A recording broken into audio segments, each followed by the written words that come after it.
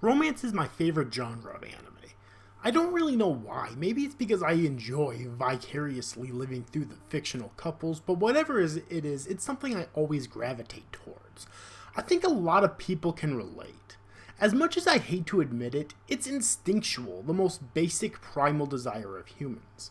Most people would say that that just involves sex, but I disagree. Love is also intrinsically tied to these instincts.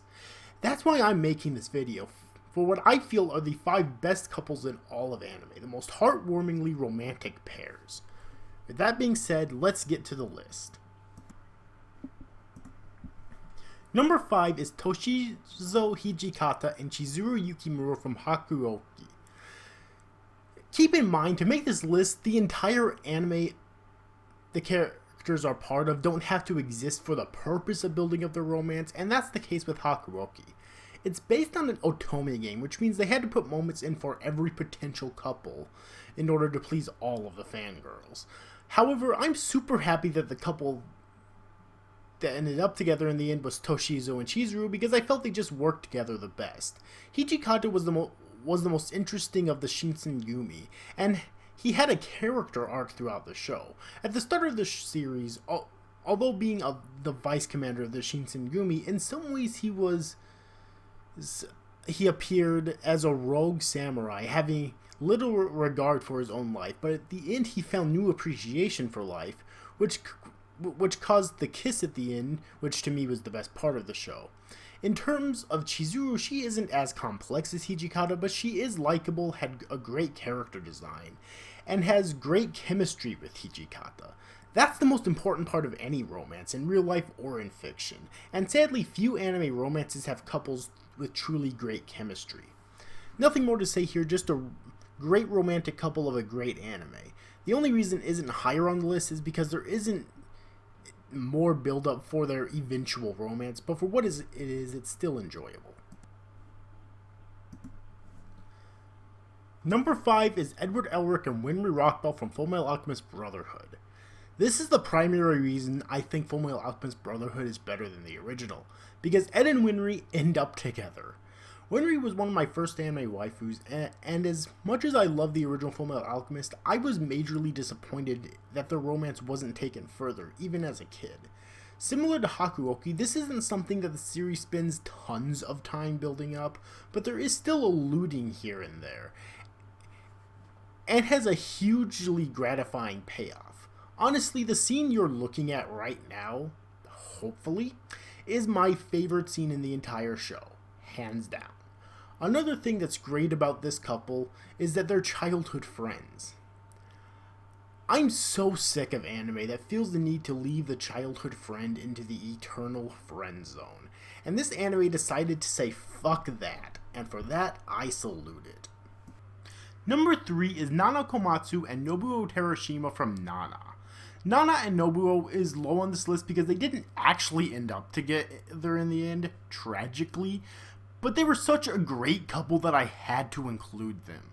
Nana Komatsu and Nobuo Terashima was the only relationship in Nana, aside from maybe Nana Osaki and Ren Honjo, that I felt wasn't completely toxic. Of course, there's the other 2 boyfriends that Nana Komatsu had, the first being Takashi Asano, who cheated on his wife with Nana, and then Shoji Endo, who cheated on Nana with another woman. Neither of those 2 situations are okay. Then of course there's Takumi Ichinose, one of the most unlikable anime characters of all time. The most toxic relationship in the entire show, and sadly the one that Nana ends up marrying in the end due to him being able to support their child, unlike Nobuo. So yeah, I guess another reason that this is on the list is my subconscious desire of wanting Nobuo and Nana to end up together, but knowing that this could never happen logically within the context of the narrative. Honestly, whenever people tell me that nice guy characters can never work or be likable, I always bring up Nobuo because he's a nice guy, but in some ways is self-aware about this and is always willing to fix his mistakes when he makes them, and is complicated and unbelievably likable. The happiest moments in the entire show are when he's together with Nana. I didn't think about this when I made my video about Nana, but perhaps one of the messages of the show is to wait before you have sex, because if Nana wasn't in a hurry to get in bed with every man she falls in love with, then she could have probably remained with Nobuo. Bottom line, this was a great couple that was cut tragically short, which is why I just had to put it on this list. Number 2 is Taiga Aisaka and Ryuji Takasu from Toradora. I talked about the show in 2 videos, the first where I analyzed the entire show in depth, and the second in my recent top 10 best anime finales, but I have to mention it again, I fucking love this couple. I hear a lot of people complain that they don't like this couple, they see it as rather juvenile, and in some regards it is, but that doesn't really bother me because it's just so damn adorable and heartwarming. In spite of the problems I had with the ending, and they were plentiful, the connection and chemistry between these two characters and how much they need each other to complete each other's lives and even just to get by is an unavoidable fact, and the conclusion was incredibly satisfying. Taiga is my favorite tsundere. Before I watched Toradora, that title belonged to Louise from The Familiar of Zero. While I love both characters for the same reason, I felt Taiga is better constructed in this regard. The reason is that the reason she acts the way she does. Taiga was abandoned by her family. While it was because she was seemingly uncontrollable, that's still horrible parenting. I mean, isn't that all kids? A parent should be able and willing to deal with their kids, or at least put them up for adoption if they can't. But they just left, that's it. That act naturally made her withdrawn, friendless, and unable to handle people. That's where Ryuji comes in. Even though she doesn't change entirely by the end of the show, he still helped her open up and become more sociable, plus move on from her crappy past.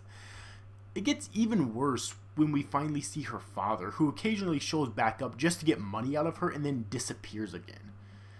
Seriously, she has such fucking shitty parents. And the worst part is, I know that parents like that exist in real life. It's awful.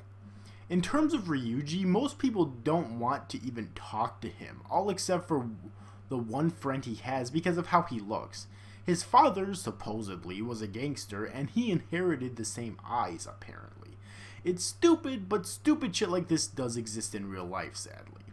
He becomes extremely cynical towards life until Taiga came into it, which gave his life purpose. That's why these two characters work so well together. It's like the series is trying to say they were destined to fall in love. Typically, I don't like stories like that, but I'm fine with it here because these two characters are so enjoyable to watch. And number 1 is Zen Wistari and Shirayuki from Snow White with the Red Hair. This is one of my favorite romance anime of all time, and it possesses the most heartwarming, adorable, endearing, and likable couple I've ever seen.